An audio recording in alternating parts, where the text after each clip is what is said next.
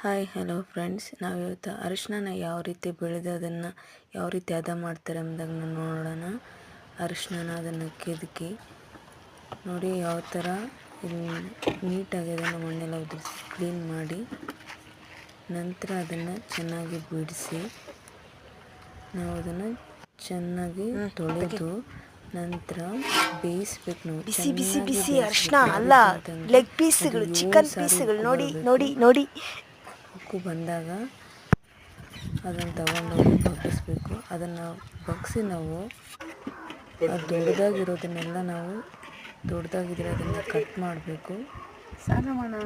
Cut ಮಾಡಿ 7 ದಿನ ಒಣಗಿಸ್ಬೇಕು friends. ಚೆನ್ನಾಗಿ 7 ದಿನ ಒಣಗಿಸಿದ ನಂತರ ಅದನ್ನು ಮತ್ತೆ ಅದನ್ನು ಮಿಷಿನ್ ಕೊಟ್ಟರೆ ಅರಿಶಿನ ಬರುತ್ತೆ. ನೋಡಿ ಫ್ರೆಂಡ್ಸ್, ಅರಿಶಿನ ಅಂತೀವಿ, ಅದಕ್ಕೆಲ್ಲ ಎಷ್ಟು